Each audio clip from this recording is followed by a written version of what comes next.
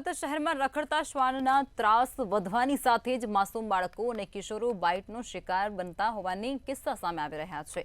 રખડતા શ્વાન અને ઢોરનો ત્રાસ ડામવા માટે પાલિકાએ 8.84 કરોડના ખર્ચે ઢોર ડબ્બાની ફેઝ 2ની કામગીરી ચાલુ રહી છે। તે જ કરતાની સાથે જ કતારગામ વિસ્તારમાં બની રહેલા ઢોર ડબ્બાની ફેઝ 2ની કામગીરી ઝડપી બનાવાશે। તે પૈકી 50% કામગીરી તો પૂર્ણ થઈ પણ ચૂકી છે। ત્યારે કતારગામમાં ઢોર ડબ્બા ફેઝ 2ની કામગીરીમાં ડોગશેડની કેપેસિટી પણ વધારવામાં આવી છે। અમારી ડોગ કેચિંગ ટીમ છે જુદા જુદા ઝોનમાંથી નોન ઓપરેટિવ ડોગ કેચ કરે છે। એ ડોગ ત્યારબાદ જે તે એબીસી સેન્ટર પર લઈ જવામાં આવે છે।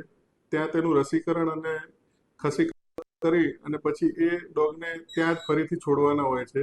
વધુમાં જ્યારે ડોગ બાઇટની કોઈ કમ્પ્લેન અમને મળે છે ત્યારે પણ આપણી ટીમ જાય છે, જે બાઇટિંગની હિસ્ટ્રી ચેક કરે છે અને પછી એ ડોગને કેચ કરી અને અંડર ઓબ્ઝર્વેશન રાખે છે અને પછી વેટનરી ડોક્ટર ચેક કરે અને પછી એ ડોગને જે સ્થળેથી પકડ્યો ત્યાં જ રિલીઝ કરવામાં આવે છે।